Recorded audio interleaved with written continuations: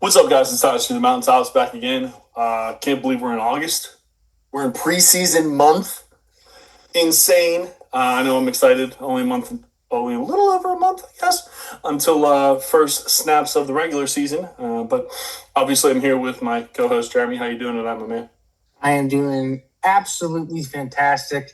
We are not only over the hump, but we are approaching some football time. I don't care it's a Hall of Fame game. I don't care it's Carson Beck versus Kenny Pickett. We're going to have football, man. We did it. We made it. We survived. The offseason is almost over. Kenny Pickett versus Carson Beck. That sounds like a really fun Mickey Bowl. So I'm pretty excited for that. I'll probably watch that, actually. I usually don't watch the Hall of Fame game.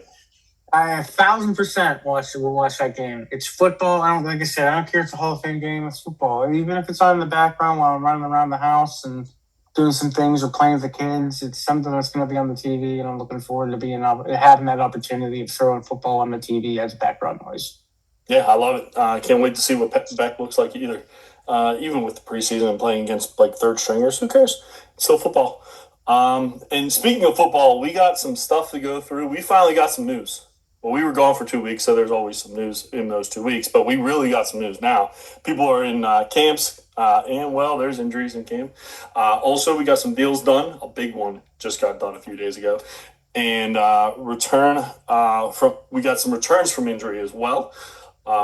That look like they're going to be healthy for the start of the season, which some of them we weren't so sure on. So that's awesome to hear as well. We also have, we're bringing back something we did last year, a little bit later in the season, or a little bit later in the preseason, I guess, this year than we did last year. But we're going to go through each division, go through each team in those divisions, and talk about all the things that happened in the offseason and who our MVP dark horse is for that team.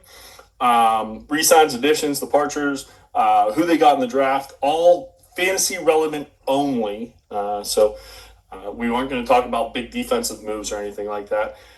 And also an MVP dark horse, best quarterback, wide receiver, running back, tight end, and a flex in each full division. To have a little bit of fun there as well. So got a lot to get to. We're going to get started here with the news. First off, Aaron Rodgers, he has declared for the Steelers. This is it. He sort of said that last year, but not as definitive on Pat McAfee show. So I believe this is actually going to be it. And it sounds like it is. So 2026 is going to be his final season. I might talk about him every week because he's one of my favorite players of all time. Especially quarterback-wise. So I'm a little bit biased about just celebrating a career that I think is one of the best of all time. Anything you wanted to say about Rodgers real quick? No, full agreement. I think he is one of the best quarterbacks that we have witnessed in this era. It's sad to see one go, but it's nice when we have a farewell tour, so to speak, and we're going to be able to enjoy this season as his last, and let's hope for us Yinzers that it's a very fruitful and successful one. Yeah, absolutely. I agree. With that, we also have another quarterback who is probably not going to be with his team next year as well, for different reasons, though. Baker Mayfield and the Buccaneers have no extension coming. He's expected to be a free agent next year. If you talk to the Yinzers, this sounds like everybody wants him here. Don't know why, but that's what I'm hearing from everybody already. I'm like, can we at least get 2026 started before we talk about who our quarterback in 27 is going to be? Yeah. But he is on his last year of his deal. It doesn't sound like he's going to be extended, so he's going to be a free agent.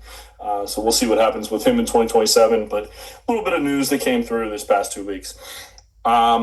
New deals coming through. These guys actually did get stuff done. Number one on the radar, obviously, arguably the best running back in football, Bijan Robinson, signs, I believe it was around a $75 million deal with the Atlanta Falcons. This was an obvious one. He was a hold in, but really it was always going to get done. This also kind of opens up Jahmyr Gibbs' deal from what it seems like to me. That's usually what happens. Top two guys, who's going to get paid first? Other one's probably going to get paid $1 million more. It's kind of usually what happens there. Or they might get paid the same. We'll see. Chris Olave and the Saints agree up to $132 million extension until 2030, I believe it was. Deebo Samuel's back with the 49ers for a one-year deal, and Jacoby Brissett and the Cardinals haven't fully reached a deal yet, but he is making more money this year than he has in the past few years. So that's good. He's being paid like a starting quarterback instead of a backup. So that's nice to see for him. Anything that you saw there? Obviously, Bijan's the number one priority, but anything else you wanted to talk about there? No, you summed it up rather well. Awesome. We have, with jumping into August, we do have some camp, which means we have some camp injuries, which means Ricky Pearsall's out for the season. Basically, it's like this happens every year. And this year, they already said he's out for the season, knee injury for the 49ers. Man, if he could get on the field, he would have been so good with Mike Evans this year. Yes. As his number two. But no surprise, Deebo Samuel is now coming back to the 49ers. I don't think he's going to fill that spot, but they do need some weapons as well. So on the wide receiver front, they have everything else, but wide receiver front. So that's why Deebo came in, because of Ricky Pearsall getting hurt. And we don't know what's going on with Christian Kirk. I haven't heard anything about him, but I know he's on the team. So we'll see what happens there as well. Mike Evans for the 49ers is out for training camp. I don't know if that's just a veteran move or if he's still hurt from last season. I didn't get too much information on that. I don't know if you have any of that information. Mike Evans, I don't think it's anything super serious. Could have been something in regards to hamstring tightness, from what I understand. Nothing that I'm too concerned about having Mike Evans shares this time. Cool.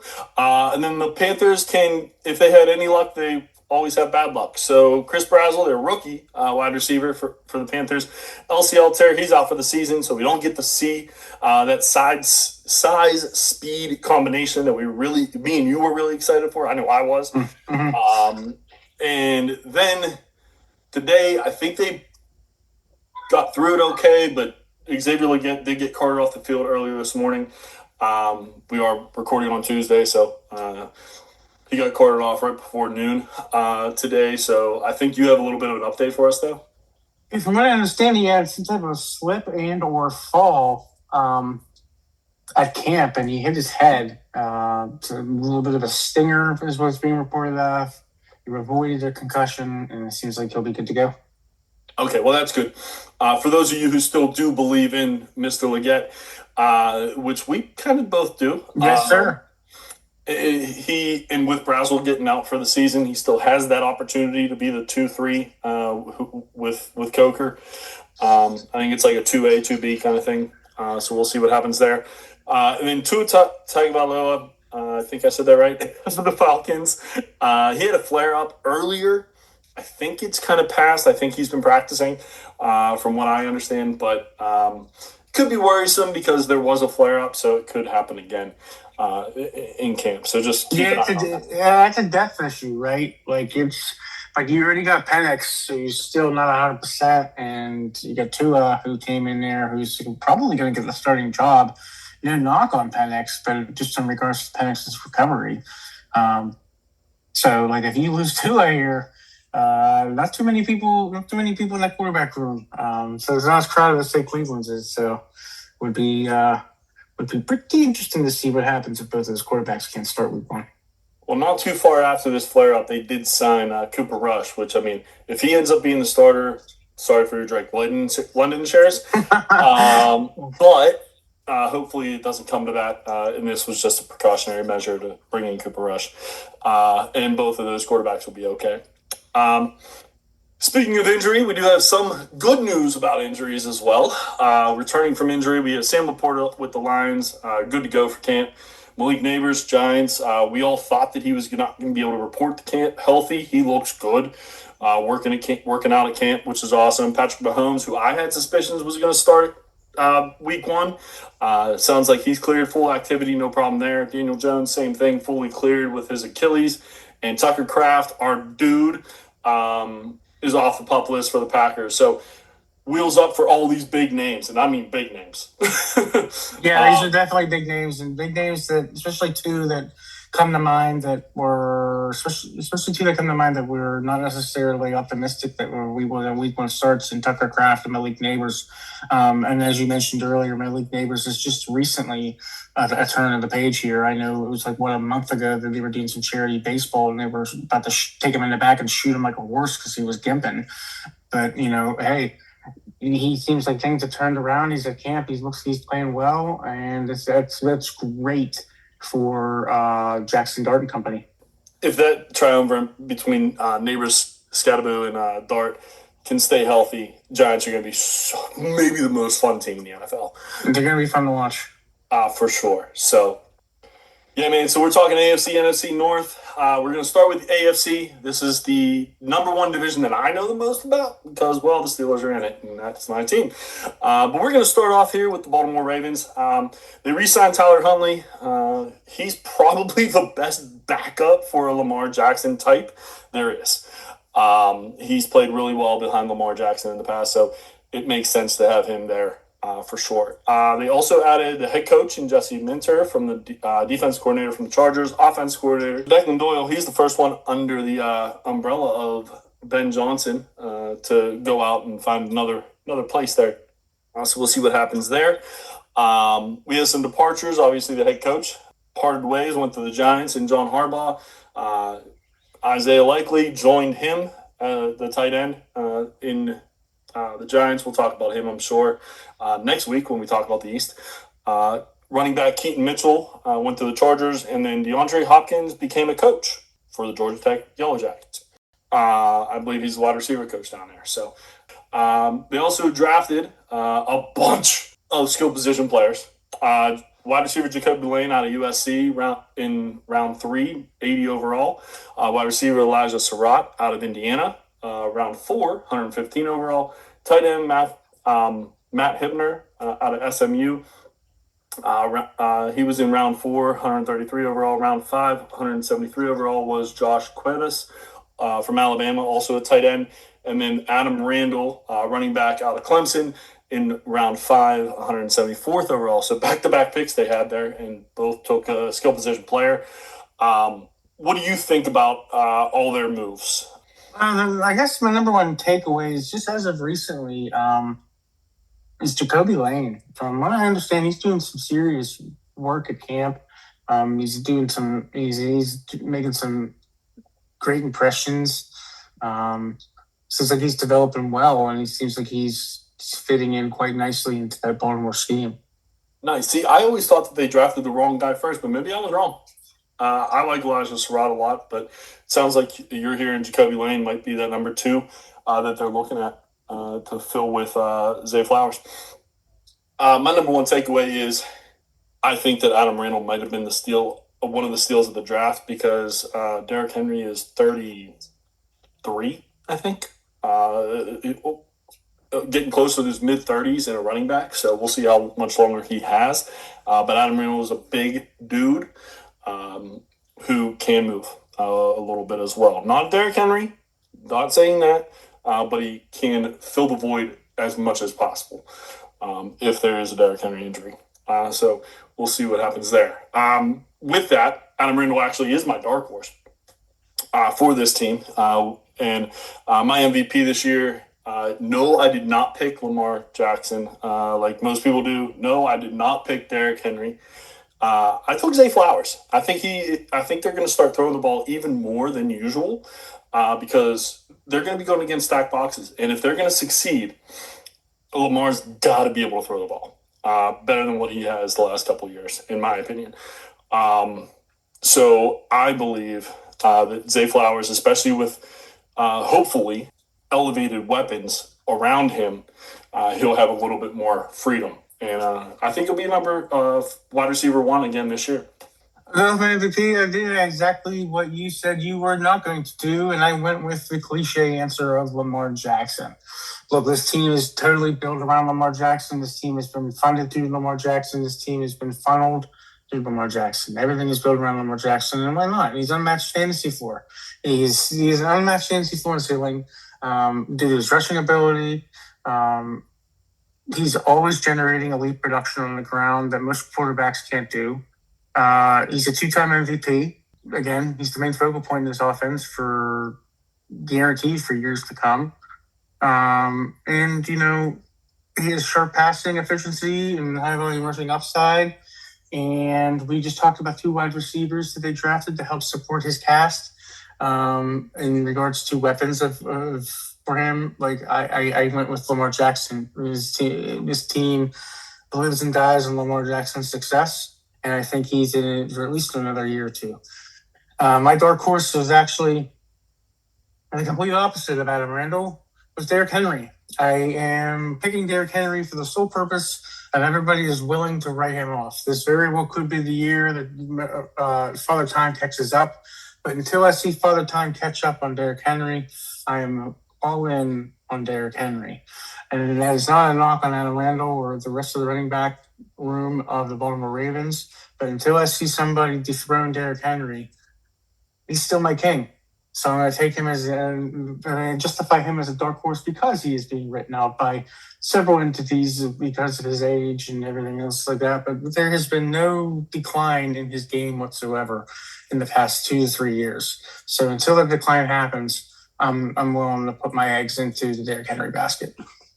No, that makes sense. And honestly, the reason that I had Adam Randall as a dark horse is because when I thought about it, because of how much of a fan I am of Derrick Henry and how much he is like arguably one of the top 5 running backs of all time, I had a hard time saying he was a dark horse. Your explanation makes a lot of sense, and I love that reasoning as to put him in as a dark horse.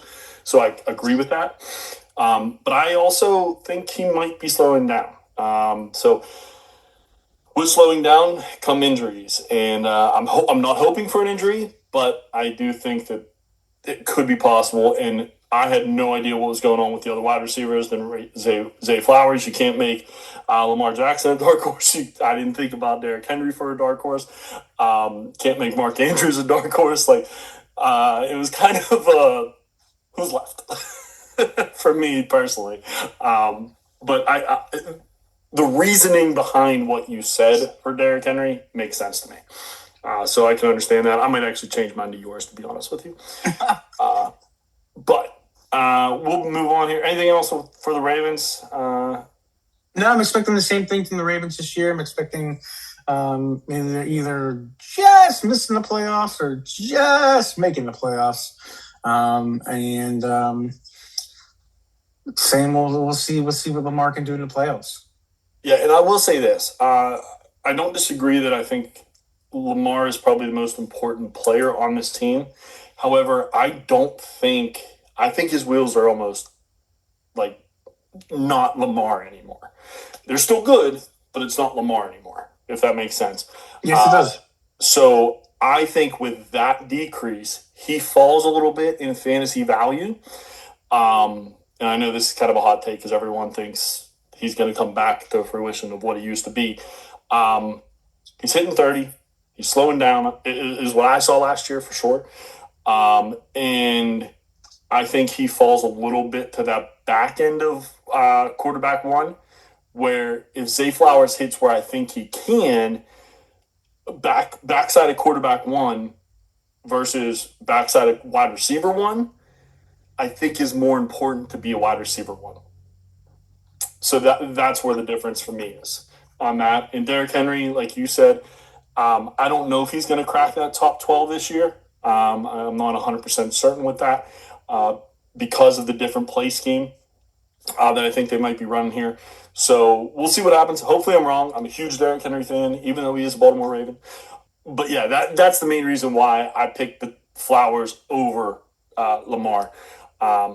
Is because I think a wide receiver 1 is more important than a low quarterback 1, just in fantasy purposes. So, good there. We'll move on to the Cincinnati Bengals. They re-signed Joe Flacco just in case Joe Burrow goes down again. They also signed Josh Johnson from the Commanders. So that was their one addition. Departures, tight end Noah Fant to the Saints. Not really a big deal there, I feel like, because they're Gesicki and our boy all coming back, hopefully. In the draft, they drafted Colby Young, wide receiver out of Georgia, in the 4th round, 140 overall. Tight end Jack Endries from Texas. in the 7th round, 221 overall. So we'll see what happens with injuries if he even makes the team. But pretty straightforward. I mean, we know who the guys are for this team. Everyone does. It's T, it's Jamar, it's Joe, it's Chase. Well, Brown. Let me rephrase that because you can't say Chase on this team. Touche, yep.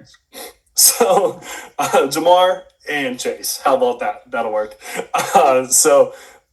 Pretty straightforward. Anything you wanted to add? No, I'm looking forward to. The listeners know I'm a little bit of a Bengals fan. Not necessarily of a historic nature Bengals fan. I want to say since they drafted Joe Burrow, so you want to call me a bandwagon fan, go for it. But following it for the elite talent that you mentioned. I mean, I am a football fan through and through, and I go where the talent is. And Joe Burrow is one of my favorite quarterbacks ever to play the game, and Jamar Chase is one of the best wide receivers, in my opinion, ever play the game. And I think both of them are going to historically go down to great heights and great records and everything in between, and I'm here to see it. So, yeah, I'm looking forward to seeing the Bengals this year. I think they got a chip on their shoulder. We'll see what that offense does. Speaking of that offense, I'm going to go with Joe Burrow as my MVP. I think there's just a level of bitterness in him in regards to how his past few seasons have developed, from the Super Bowl loss to injury-plagued seasons, unable to finish seasons. The team is built around him. The players that he wanted have been signed.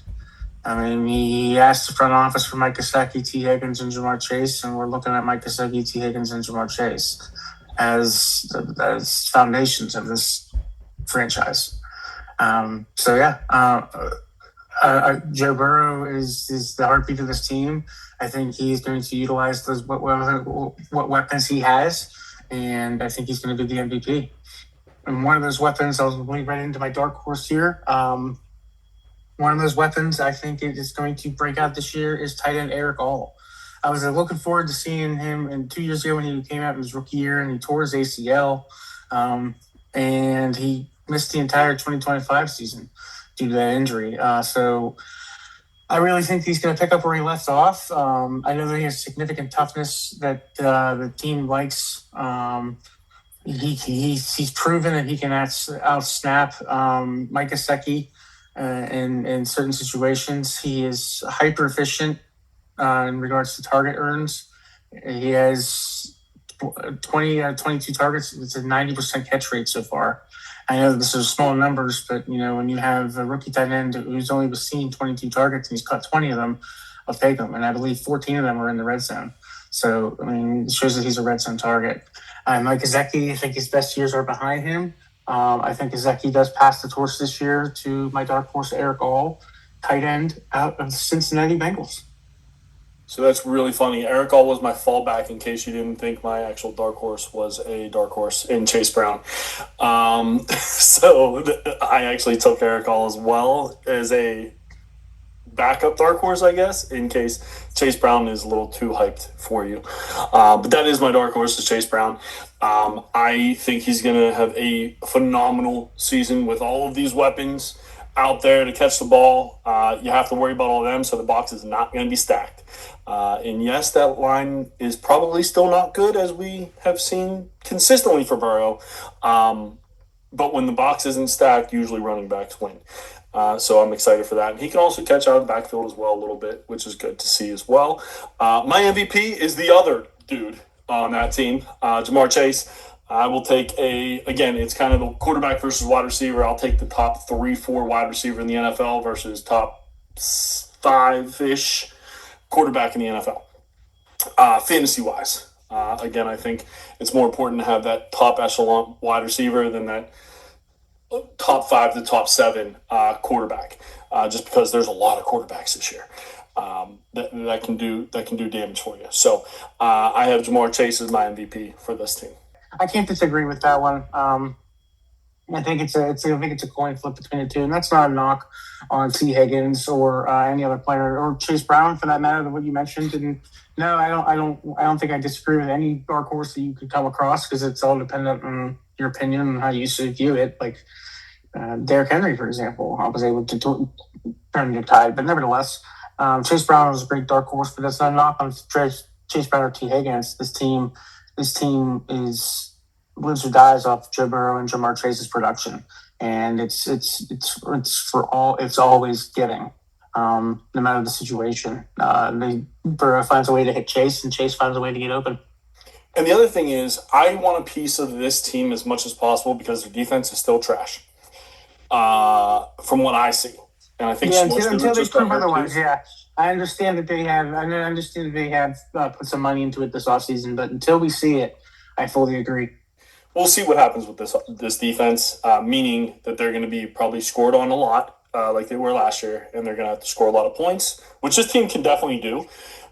It's just exciting whenever you have one of these pieces.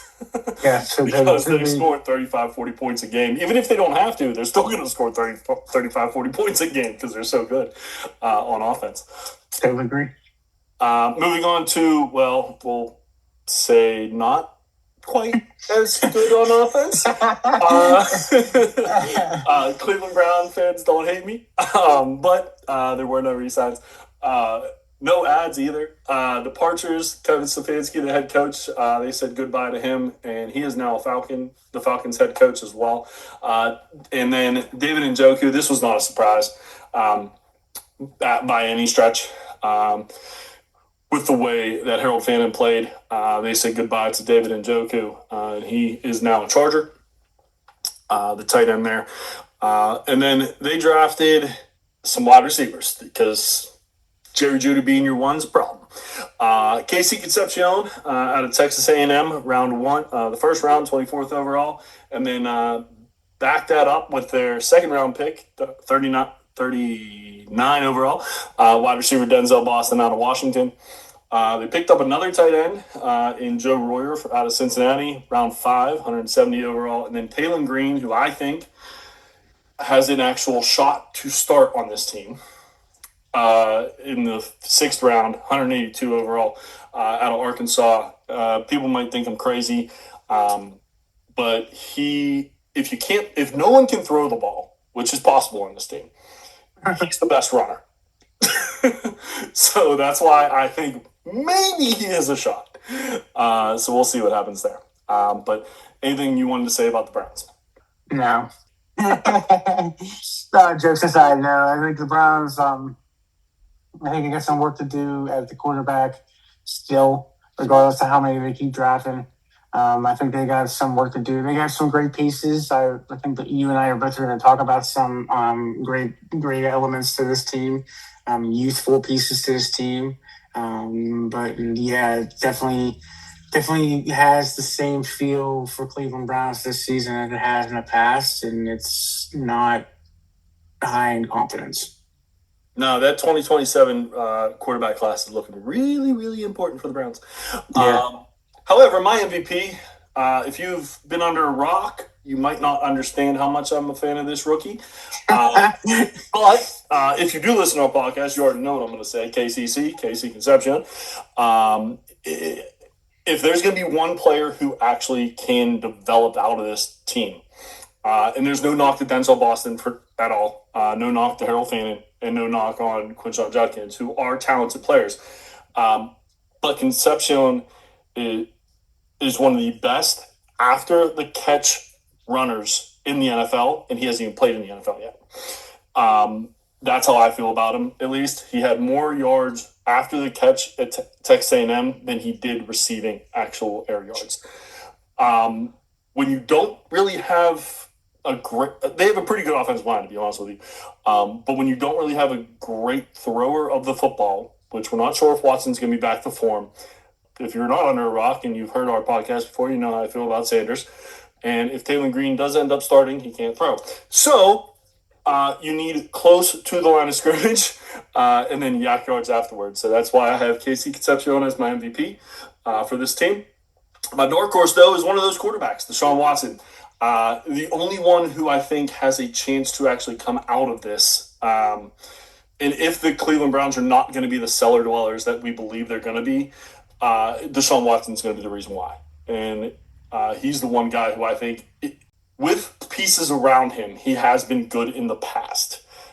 Can he do it again after a 2-year hiatus and after the last couple of years with the Browns? We'll see.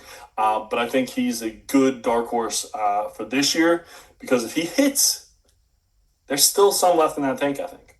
No, fair point.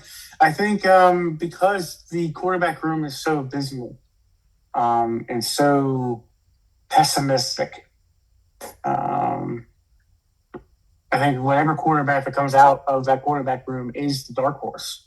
I love that. Yeah, I can't disagree with Watson to a point, but I can disagree with Watson. I'm going with current events, which will have me go to lead into my dark horse to the complete polar opposite of Deshaun Watson and Shedeur Sanders.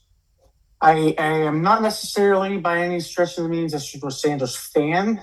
I just don't believe that. I think the Watson hook is very short, if at all existent. I know that there has been some reports coming out of camp where Shedeur Sanders is winning the camp battle between he and Watson.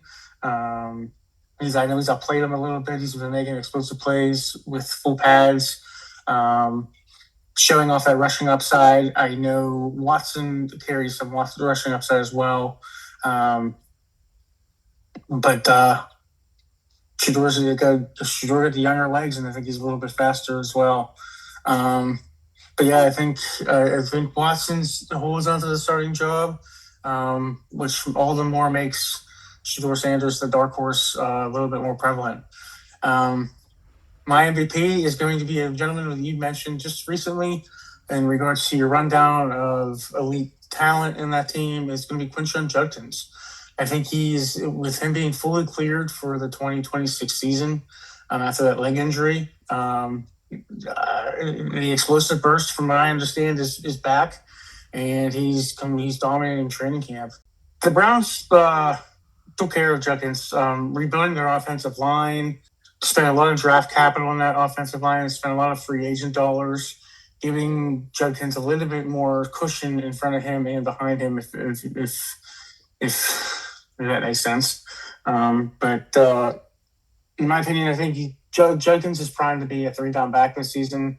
They don't have any major backfield additions. They don't have any other anybody in the backfield that's going to have significant threats with Judkins. I think Judkins is going to be a 3-down back workhorse.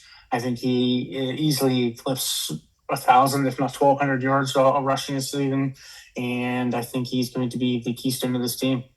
I don't disagree with almost anything you said. The only thing that worries me, and the reason I took Casey over Quinshon, which again, they're kind of neck and neck, and Harold Fannon's right there too with him, I think. Yes, as well, is because there's a chance that Quinshon Judkins sees 9 in a box because of the quarterback play.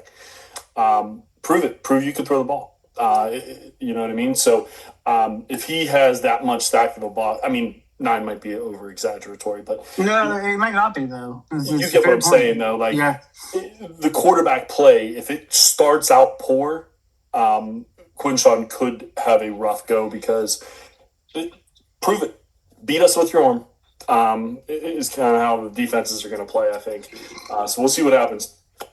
We'll see what happens there, but I love the fact that you said the dark horse could be any of those quarterbacks in the locker room right now. Whoever the starting quarterback is for majority of the season is the dark horse, because they won a race that nobody wants to win.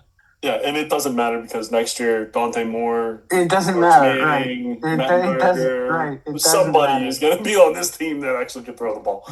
Right. So we'll see what happens there. Now we'll come to the Pittsburgh Steelers, and this is going to be pretty easy, pretty quick. Re-sign Aaron Rodgers. They were the division champs last year, by the way. No one expected that with the Bengals and the Ravens, but that did happen. No one talks about that. Yeah, no one does talk about them, but they did add a head coach, because Tomlin is now in one of the booths, I think NBC maybe. I believe you're right, Sunday Night Football. Yeah, Sunday Night Football. Head coach Mike McCarthy, formerly from the Cowboys, formerly from the Green Bay Packers. Aaron Rodgers is joined back up with the head coach who got him a Super Bowl. Only one. And wide receiver Michael Pittman Jr. comes in from the Colts. Rico Dowdle comes in from the Panthers. He played for Mike McCarthy as well with the Cowboys. for 1 year there. So familiar face there. They did lose Kenneth Gainwell, their second leading receiver. That is a running back. He went to the Buccaneers. Tight end Jonnu Smith is a free agent currently right now, I believe, and wide Yes. receiver Adam Thielen. He's done with football. He retired. Great career for him. They also drafted quite a few players here. Wide receiver Jaron Bernard out of Alabama in the second round, 47 overall. Drew Aller, quarterback out of Penn State, round 3, 76 overall. Caden Wetchin, I think that's how you say his name, out of Iowa. He's more of a return guy from what it sounds like. He's a wide receiver out of Iowa, round 4, 121 overall. Tight end Riley Nowakowski, who's from Indiana, so a champion. Round 5, 169 overall. He's probably going to take over that Connor Hayward role now that Connor's gone. And Eli Heidenreich, local Mount Lebanon kid that came out of Navy in the 7th round, 230 overall. One of those last few picks. So your thoughts on the Steelers? Obviously, I'm a little bit biased. I think they have a good team. We'll see what happens. But the skill positions are better, but still, there's a lot of questions. I agree with you. I think they have a good team. And as we mentioned, they are division champs. They're the reigning champs. So, like, until the Bengals, until the Ravens, and those teams, come in and dethrone and show that they can play a full season healthy, and the weapons that they are paying substantial money towards and stay healthy, then we'll see. But until then, here we go, Steelers. Well, I think one of the most underrated additions in this offseason is actually going to be my MVP for this year, and Michael Pittman. I think that offseason trade to the Steelers, he steps into a little bit more of a pass-happy offense under Mike McCarthy. I think his possession, he has a reliable possession skill set. It's going to be highly valued on this team, especially with Aaron Rodgers, the vet in him. I think he complements the deep threat in DK Metcalf really well. I think he is going to be an immediate preferred underneath target for Aaron Rodgers. And he is something that comes into mind here that's not necessarily going to talk about too much is the fact that he signed a 3-year extension when he was traded here. So, I mean, almost like 60, it's like 60 mil or almost something like that. So, I think he is an exceptionally safe fantasy floor. I think he's going to crush his draft capital, and I think he's going to be the MVP for the Steelers this year. Go ahead. Sorry, since you said the one wide receiver, I'll say who I said the MVP was going to be, and I picked the other receiver, DK Metcalf, because when DK has another guy, it opens him up, and when he's able to do his actual job, which is more down the field than possession, which I think you're right, Michael Pittman in a possession role is going to be great. He's going to be that burner, DK. And that's going to open him up a lot. And if DK can be a little bit of the DK from Seattle with the Tyler Lockett being Michael Pittman, I think a little bit better of a Tyler Lockett. But Tyler Lockett nonetheless, I think that's going to open up Metcalf. It's going to open up Pittman, and it's going to open up Bernard as well. Because I think Metcalf will be down the field. Pittman's going to be the outside possession, and then you have Freiermuth and whoever the tight end's going to be there with Jerry Bernard in the middle. If they play 3 wide receivers, I assume they are, but we'll see what happens there. They got 2 tight ends that are pretty darn good as well. Yeah, and something that's underrated because that's something like McCarthy loves to play is that tight end game. So you got to keep those weapons in mind as well. Yeah. So I'm assuming I know who your dark horse is, but I'm going to let you answer that because my dark horse is the running back Rico Dowdle. There's not any question of why he was brought in here. McCarthy had him in Dallas. He was the backup. He beat out Zeke throughout the season. Yes, Ezekiel Elliott beat him out later on in his career. And had a really nice year. Last year, same thing. Came in as the number 2. Chuba had a little bit of an injury. Dude goes off for 200 yards 2 weeks in a row. He has the starting job the rest of the year. Don't be surprised if it happens again. I'm not saying that he's going to come out starting as the number 1, but I do believe he's the better running back, and I do believe if the Steelers are going to make a push, he's going to be one of the main reasons why. Very well said. And this is one of those ones. This is one of those situations that I find it very fascinating, because you and I once again are complete polar opposites. My dark horse is my dark horse is Jaylen Warren. As a fan and as somebody who knows ball, Jaylen Warren is considered the better long-term dynasty asset than Rico Dowdle, and I think that alone makes him the dark horse amongst the two of them. I think he possesses an elite pass catching profile. He has far superior career efficiency metrics, and he has always been in a role where he has shared, but he's always been the 1A in that shared role. And at least in my opinion, he's taken over. He took over ever since Najee Harris left. He took over and hasn't looked back. Yeah, and we've had Gainwell that have some better numbers that played into Warren's numbers last year. But Gainwell walked. And yeah, they brought in Dowdle, but you mentioned right there alone, Dowdle has already connections to the head coach. I just feel that Warren is going to be, once again, the more reliant running back amongst a tandem. And I think that with his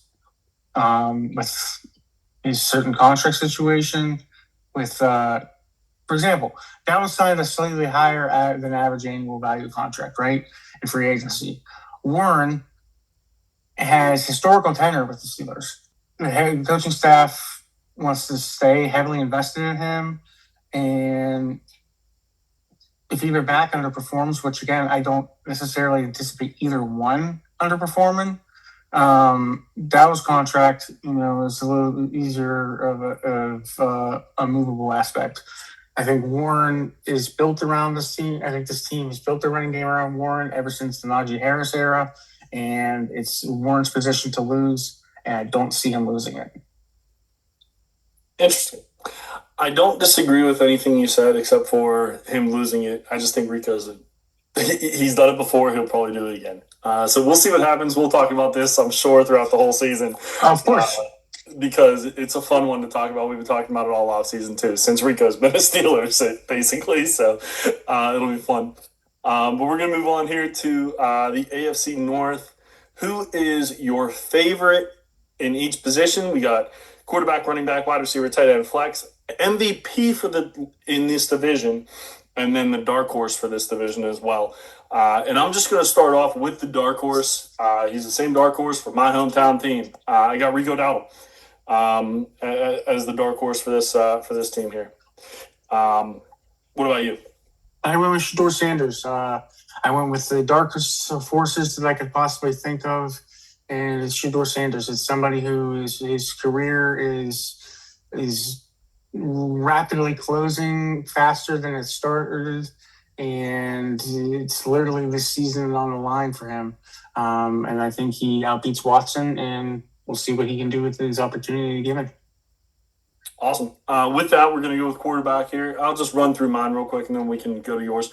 Quarterback, I have Joe Burrow. Running back, I have Derrick Henry. Wide receiver, Zay Flowers. Tight end, Harold Fannin. Flex, I had Chase Brown. And then MVP, I must like the Bengals this year because Jamar Chase is by far the best player in this division. I don't think it's really close, to be honest with you. So I have Jamar Chase as my MVP for this year. Very well said. My quarterback, I went with Lamar Jackson. I still think he has another year or two left in the tank of putting out rushing and passing metrics. So we went with Lamar Jackson. Running back, Quinshon Judkins. Wide receiver, Jamar Chase. Tight end, Mark Andrews. Until those wheels fall off, I'm riding that tight end quarterback tandem that is very plethora of favorable. My flex, I'm going to go with Michael Pittman, my MVP for the Pittsburgh Steelers, but I'm going to go with the MVP of Joe Burrow. And I went with Burrow because I'm making my call early that he's not only going to be the MVP of the All-AFC team, he's going to be this year's NFL MVP. I like it. I don't like the fact that Joe Burrow being the MVP. That means he's probably winning the division. But apparently, I'm a Bengals fan too, with Chase Brown and Burrow all in my top for the North. So we said their offense is going to be really good. We'll see what happens with their defense. But if Burrow's going to win the MVP, it's going to be because they're 12-5 at worst. So we'll see what happens. So not too excited about that. But I can understand it. I also did pick Jamar Chase, so like it's the same team. So I get it. Next up, we're going to take a real quick break here on the divisions and go into Garrett Wilson and our player profile. New York Jets wide receiver, 6 foot, 183 pounds, 26 years old. Drafted in 2022, first round pick, number 10 overall to the Jets. Out of Ohio State, shocking, wide receiver out of Ohio State, picked in the top 10. Career, 4 years, first 3 years, all over 1,000 yards receiving, 2 years over 1,100 yards receiving, all over 80 receptions, 2024, over 100 receptions, just 2 years ago there. And all over 140 targets per year those first 3 years, played all games, all 17 games in all 3 years. Last year, not so much. Only 7 games played last year, 36 of 59, 395 yards, and 4 touchdowns. Not too bad of numbers for only 7 games, but not great either. So has never had a legit quarterback, in my opinion, and never had a number 2 wide receiver, really, in my opinion as well. So what are your thoughts on Garrett Wilson's outlook here? He's a very polarizing player. As you mentioned, he has a great profile. He's high upside. He's an elite wide receiver option with clear paths to dominant seasons year after in, year out. But he has a few critical risks, right? He has his health. That's one thing. He has quarterback instability. Who do we have? Geno Smith coming in right now, who had a horrific year last year in Vegas. It's going to be consistently, Wilson's production consistently ties to his quarterback, obviously. He has touchdown consistency. Historically, he has high target volume, but it doesn't always translate into touchdown numbers. And he's the wide receiver 1. So he's going to be playing in a division with strong secondary units. He's always going to be facing that number 1 secondary. He's always going to be facing that number 1 cornerback or that number 1 shadow. So he's always having those defensive matchups, which again is a pity party to all wide receiver 1's face. But again, he's a very polarizing player. There's a lot of weapons. There's a lot of talent there. But yeah, it's based off the quarterback play, his health, and how he can translate his explosive traits and run after catch ability. Yeah, no, absolutely. He still doesn't have a QB, in my opinion. Geno's about done, I think. Yes. This is his last chance, and I got a feeling we see Cade Klubnik just to see what he can do. And we'll see what happens there. He was good at Clemson before this past year. Hopefully in 2027, though, we'll bring a quarterback. I'm assuming that the Jets aren't going to be very good, especially in that division.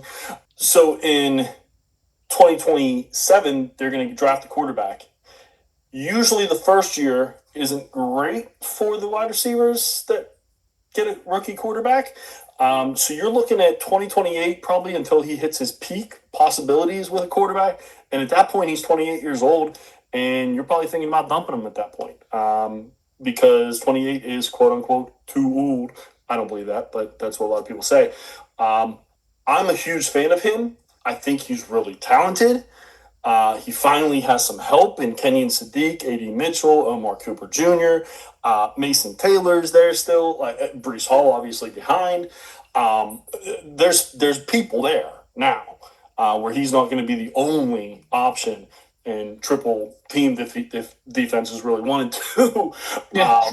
But unfortunately, the quarterback is, if Geno can find that little bit that he had at Seattle 2-3 years ago, then this could be a fun team to watch offensively. But they're also probably going to be a lot of garbage time, which is the positive thing. Because the team's probably going to be pretty bad, probably going to be taking a little bit to get one of those 2-3 quarterbacks that are going to be taken probably first in the 2027 draft. So it might be a shock that Garrett Wilson gets insane fantasy points and the Jets suck. So we'll see what happens there. Fantasy value, he's wide receiver 16, tier 4 out of the wide receivers there, between Nico Collins and Devonta Smith. Me personally, I have him at wide receiver 14 between McConkey and Pickens. I know you're not happy that I have Pickens at 15, but I digress. 46 overall, tier 10. This is all based off KTC as well, by the way. Between Quinshon Judkins and Devonta Smith as well. Again, Luther Burden and Jordan Love in that mix as well. I have him 35 overall, between Tucker Kraft and Breece Hall, his teammate. Trevor Lawrence and Patrick Mahomes are right around that area as well. For me. So I have him in the 3rd round. Obviously, I like him. I think he's very talented. You get him a quarterback and he could blow up. He could be in that conversation of just under the studs or the superstars, however you phrase that, mega stars, however you phrase that, that first tier there. So I'm excited. What did your take off of the rankings? No, I like we can leave the Pickens discussion off to the side. To be honest with you, the Ladd McConkey and George Pickens rank is probably fair. I think I would take Ladd and or Pickens over Wilson. And then you also have Judkins and Devonta Smith in the overall. And I think I'd take Judkins and Devonta Smith over Garrett Wilson slightly in both of those situations, mainly because of the thing that you and I beat to death already. The quarterback. We don't know what we're going to be dealing with. We're going to have to be patient if you're a Garrett Wilson fan. You have to be patient with what's going to happen unless something miraculous happens with Klubnik or Geno, or somebody walks in next year and out of the quarterback class and starts gunslinging it like Ben Roethlisberger. But nevertheless, I think you got to be patient with Garrett Wilson. Anticipate a lot of the same. Anticipate a lot of target volume, but not a lot of touchdowns. Yeah, I agree. And then the average 2026 pick, if you have any draft left, rookie drafts left, they're saying KTC says between 101 and 105. I would never trade the 101 or even probably the 102 for him. 103, though, is a conversation because I think him and Tate, that's a pretty good conversation to have, in my opinion. Yeah, I like that. I could not do anything above that, though. I like that as well. And then future pick in 2027, mid to late first is what they say. With how good I believe this class is going to be, I probably wouldn't trade for anything less than a late first, or anything more than a late first if I was trying to get him. So that's where I have him. But I don't know if you agree with mine with KTC. I agree with yours a little bit more than KTC. But again, if I'm trading for Garrett Wilson, I got to be understanding of the patience that's going to come with Garrett Wilson. You got to be patient with Garrett Wilson. It's not Garrett Wilson; it's the round and around him. So you gotta know what you're getting when you get him. Yeah, and this is a weird mid-season pickup for a rebuilding team that doesn't make any sense because he'll be 28 by the time I think he's going to be ready. But if they do get a quarterback, which the Jets have been in this position before and still have not ever really had a quarterback, that they just pick wrong, it seems like, that if you believe he's going to be good in 27, 28, then you might be able to get him a discount right now because if he does hit in 27, it's going to be hard to touch him. Correct. All right, so we're going to move on to the NFC North. First off, we got the Chicago Bears. No re-signs. Added wide receiver Khalif Raymond from the Lions. Really, that was just a move for return man from what it sounds like. Departures, wide receiver DJ Moore did leave, went to the Bills to open up for the two younger wide receivers in Luther Burden and Rome Odunze. They did draft the tight end in Sam Roush out of Stanford in round 3, 69 overall, and wide receiver Xavier Thomas out of LSU. Round 3, 89 overall. I always get kind of ears perked up whenever it's an LSU or Ohio State wide receiver. So kind of interested with Xavier Thomas a little bit just because of where he's from. But they did not have a great year last year. So we'll see what happens there. Your thoughts on the Chicago Bears? Obviously, there's all kinds of weapons throughout on this team. So they didn't really need to add anything. They actually needed to subtract to make it a little bit more streamlined. But your thoughts? No, I think they have a plethora of weapons, which is why I think my MVP choice of Caleb Williams is the right choice here. We talk about Romadunze, we talk about Luther Burden, we talk about Colson Loveland. We're talking about all these weapons and all these superior talents that the Chicago Bears have. Well, none of these guys are doing anything without Caleb Williams. In order for these guys to be successful, Caleb Williams has to be successful. In order for the Bears to be successful, Caleb Williams has to be successful. I think Caleb Williams will be successful this year. So enough that I think he'll be the team's MVP. For my dark horse, because of the number of weapons, let me explain this one for a little bit. My dark horse is going to be Romadunze. Now, everyone's like, how can a wide receiver one technically be a dark horse? Well, here's the deal. When we're talking about off-season weapons and we're talking about off-season talent and we're talking about fantasy, nobody is talking about Romadunze. Why? He's the wide receiver one. Is it because he has a bum foot from last season? I disagree. I think he is one of the most superior talents on this team. Everyone's talking about Colson Loveland, who only had 3 or 4 games at the end of the season where he actually had producing numbers. Because he is showing those signs, Romadunze has given those signs. So, and I don't know why that I have to put Romadunze as a dark horse, but I feel that he strongly is one because of the amount of youth and the amount of weapons that the Bears have. They are forgetting about the talent they had 2 years prior. And because of his injury of last season, they're forgetting about Romadunze, who is arguably, in my opinion, the best wide receiver on this team. Here, sir. I 100% agree with you. He is the best wide receiver on this team. He's the best pass catcher on this team. However, my MVP is Colson Loveland. The reason for that is really simple. The tight end position in fantasy is getting better, but not great. Colson Loveland is my number 4 tight end this year. Most people have him at 3. I have Tucker Kraft ahead of him, but I digress. We'll talk about him in a little bit, actually. And I have, like I said, Romadunze is the best pass catcher on this team, but Colson Loveland as a number 4 tight end is going to be better than a Romadunze who I have around top wide receiver 2, but a wide receiver 2. So that's where I switch there, and the reason that I don't have it with Caleb Williams, kind of the same thing with Jamar and Joe or Lamar and Zay Flowers. I just think that a tight end 4 on your fantasy team is going to be better than Caleb Williams at quarterback 7, 8, somewhere around there. My dark horse is DeAndre Swift. He's been a dark horse his entire career. Might as well keep going. He's so underappreciated. He's running back 2 every single year since he left the Lions. It is like written in pen at this point. He's going to be running back 2. He's going to be probably the number 18 running back in the league, and it's going to help your team win. Trust me, I know. So that's my dark horse. I like your dark horse a lot because I think he is way underappreciated when it comes to the new guy in Luther Burden coming up. And I do think they're going to work really well together because they kind of play 2 different games and leaving the middle of the field open for Colson Loveland. So it all makes sense to me. I just think Romadunze is that dude. And I've said this before, probably 2-3 weeks ago or whatever, but I had Romadunze right in that conversation with Harrison and Neighbors, like a lot of people did.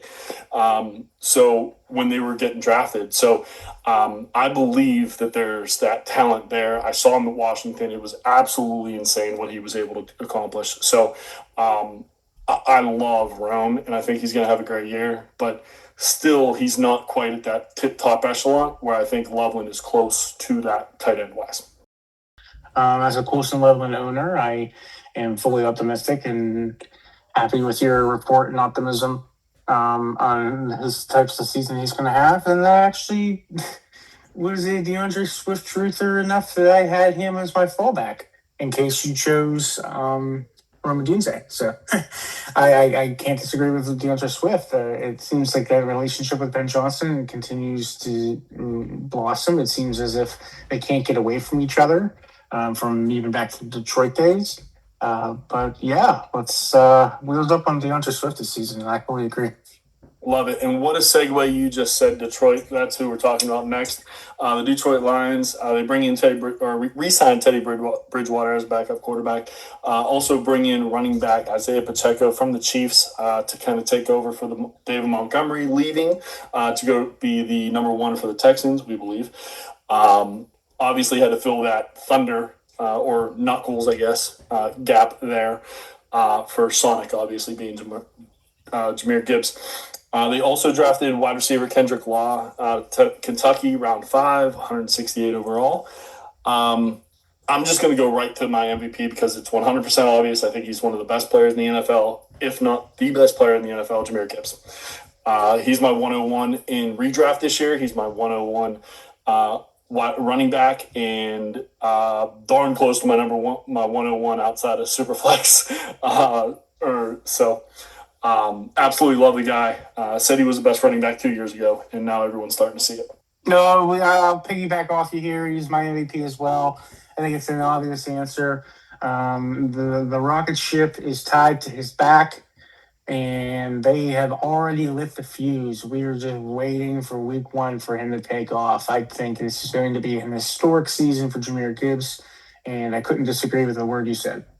Yeah, it's going to be very similar to the CMC. I think it's going to be similar to the CMC year last year, as long as he stays healthy. That's the only thing I'm semi-worried about, and that's why I think Isaiah Pacheco is super important for this team.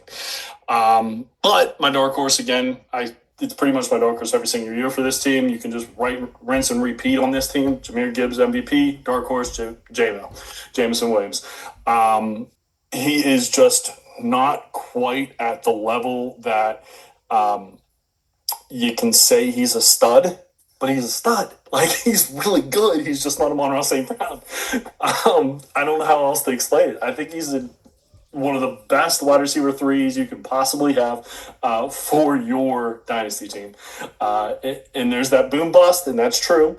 But if you know that, then get other players that are going to have a floor as well, and you'll be a lot better there. So.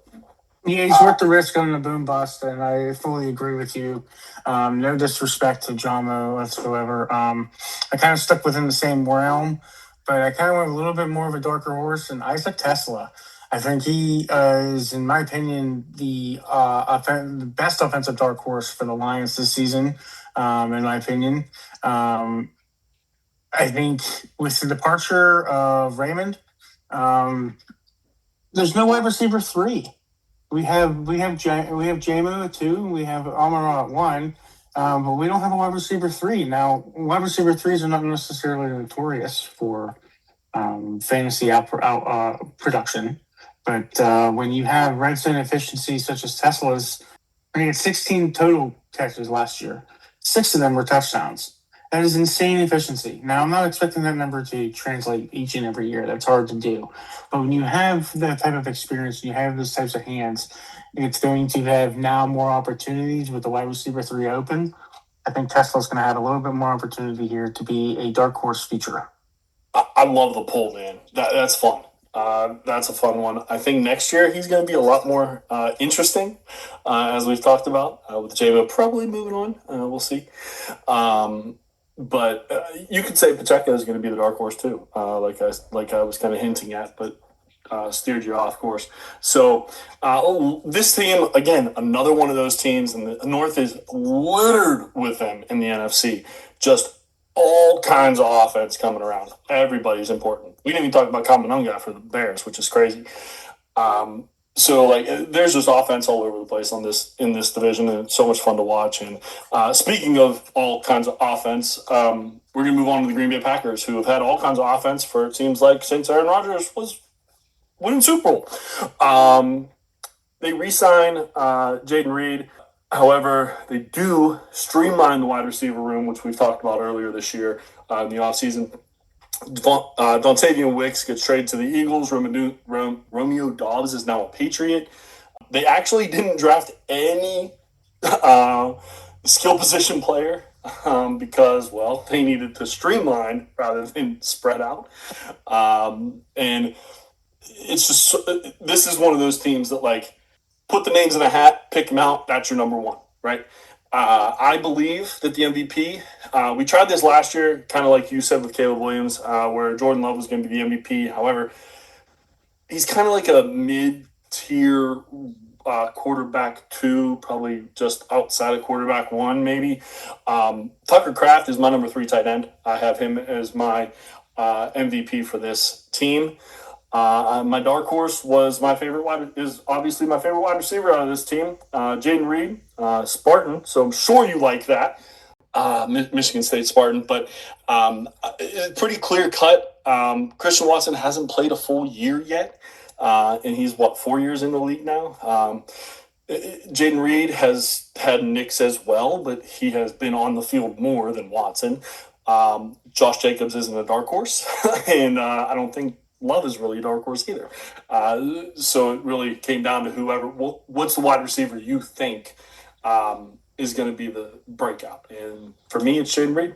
Well, I'll piggyback exactly off of that because in my opinion, I think Jalen Reed, maybe it's my Spartan bipartisanship, but I think Jalen Reed is about to explode this year. But I think one person who's a little bit more of a dark horse is Matthew Golden because of the rookie season that he had last year. With minimal targets and with targets he had, he either dropped or squandered. Despite being, he was like the 23rd overall, I think he was, the 23rd overall pick in the first round in Green Bay.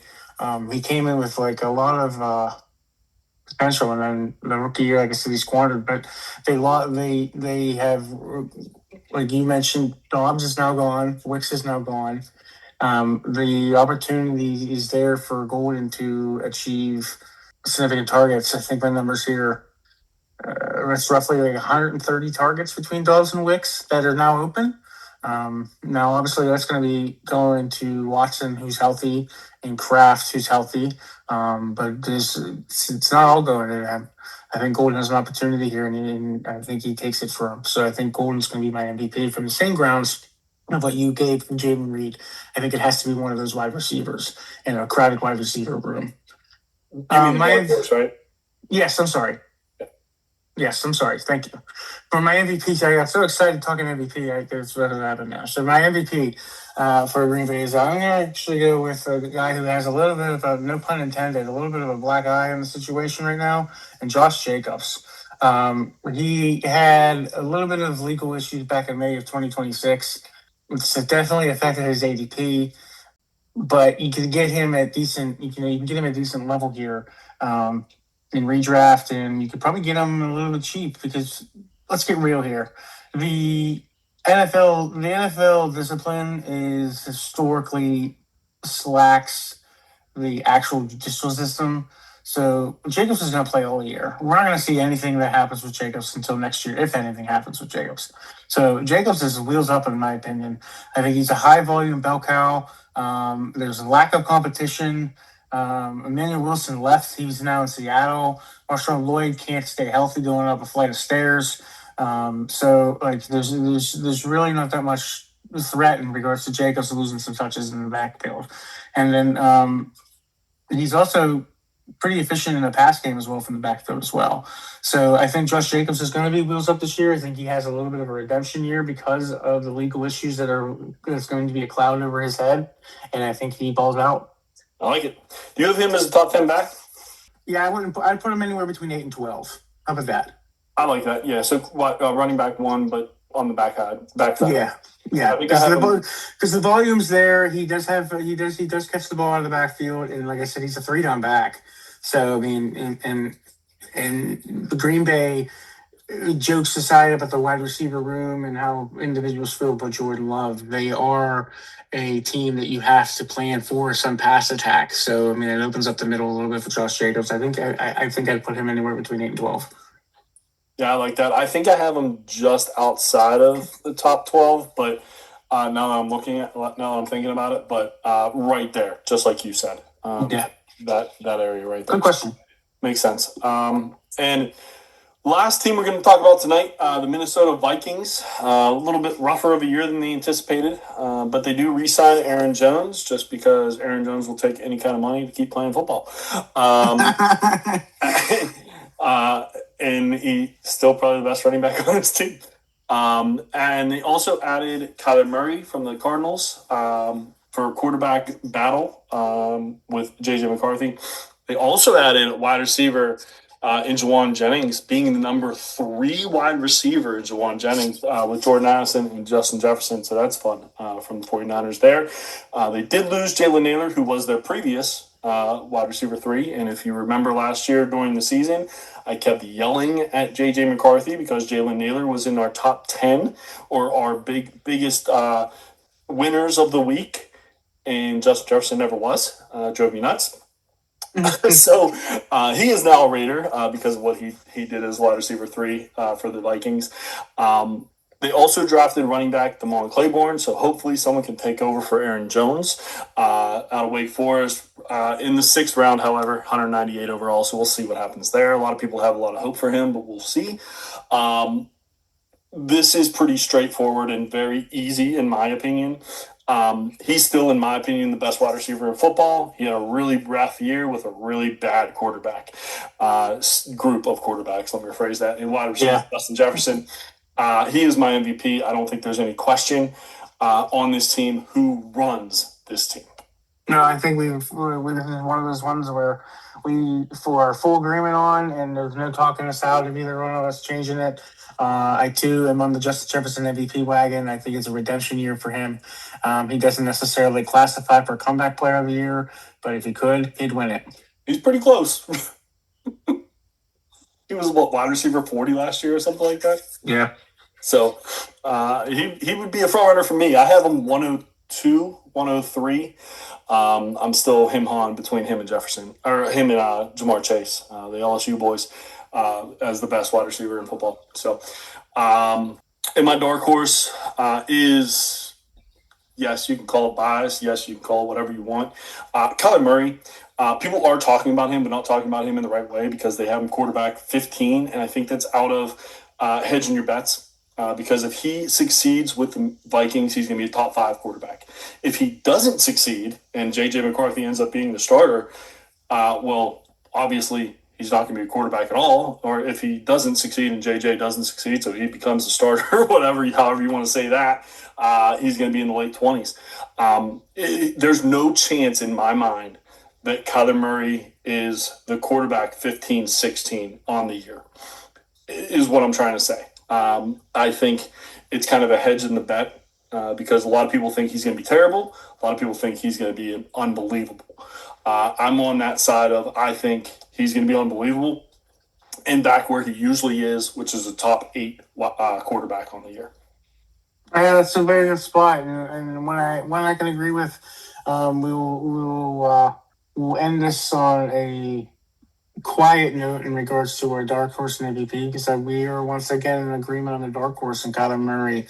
The bandwagon is not necessarily full on the Kyler Murray bandwagon, but you and I are definitely in the front seats driving the thing, and I'm okay with it. I agree with you. I think 15-16 is going to be a bad year for him. I think, what you look at 14 teams make the playoffs. I think he's going to be top 12. 12 range. You look at the weapons that he has with Justin Jefferson. We're all talking about how much of a year Justin Jefferson's going to have, a potential type of year he's going to have. Don't forget Juwan Jennings. Don't forget DJ Hawkinson. Don't forget Jordan Addison. He has weapons that he did not have in Arizona available to him. And let's not forget the legs that he still has. So I'm on board with the dark horse of Kyler Murray. I'm on board with Kyler Murray having successfully this season, and I'm on board with him working in tandem with Justin Jefferson and them having a great year for the Vikings. Yeah, and don't forget the most important part of this is KOC is a quarterback whisperer. Almost every single quarterback he gets ends up being good. We'll see what happens with JJ. We'll see what happens with JJ, and Wentz was too old, in my opinion. So, and then the other guy, he just shouldn't have even been in the NFL. Can't even remember his name. So rough year last year. I think Kyler is a professional quarterback. He's able to do everything you said. He did have some good weapons. Let's not get that twisted. But a terrible organization. The only time they were really relevant was when there was a stud wide receiver in Larry Fitzgerald, and that's really the only time they've ever been relevant as a franchise.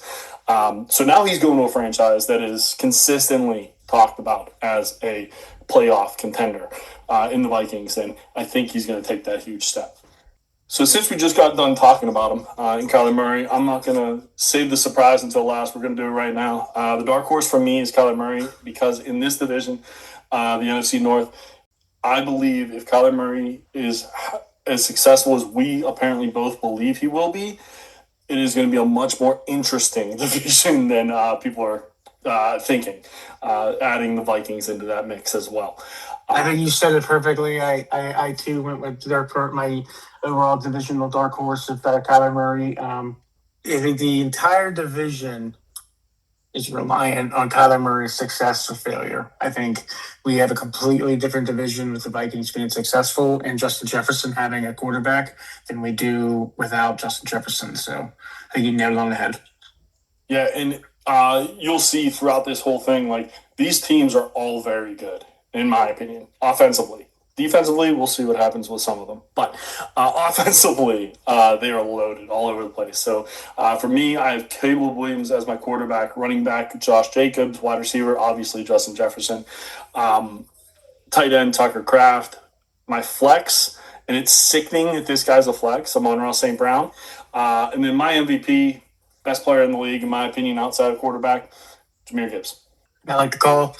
I went with Caleb Williams as my quarterback again because of the weapons that he has. He's going to be very successful. My running back is Jahmyr Gibbs. My receivers, I went Ross St. Brown. My tight end is Tucker Kraft. My flex, I went with Josh Jacobs because my MVP, that's how much I'm bored of the Kyler Murray dark horse I'm on. My MVP of the NFC North is going to be Justin Jefferson. So it was really funny. I was shaking my head as soon as you said Amon-Ra St. Brown as your wide receiver, knowing who your MVP was, right? Probably the same way when I said Jacobs was my running back. So pretty easy to see that. Those two guys, I have them 101 and 102 in redraft this year, I believe. Like I said, it's still toying with Jamar Chase, but in there too. But I just think they're two of the best players in the NFL, and they're going to show it again this year. So super excited for both of them. Anything you want to say before we wrap up here today, sir? No, I think this was a great introduction to us breaking down the divisions. I think we wrapped it up rather well here, and the floor is yours. First off, I want to apologize. It might be a little bit longer of an episode here because, we haven't seen you in 2 weeks, so there was a lot of stuff going on. So we wanted to make sure we brought all that news to you. But for Jeremy, I'm Mickey. This is the Dynasty of the Mountaintops. Check us out on YouTube, Apple, and Podbean. Our socials at dynastymttops on Blue Sky and X. And then you can email us, dynastymttops@gmail.com. For any feedback, comments, show ideas, topics you want to hear, things like that. What do you think about our MVP dark horses for each team and our team that we created for each division? Let us know. You can also let us know in the comments in any of those platforms as well, YouTube, Apple, and Podbean. So for Jeremy, again, I'm Mickey. This has been Dynasty of the Mountaintops. Have a great week. We'll talk to you next week. We are at 40 days until Scott Hansen joins us on Sundays. We made it, folks.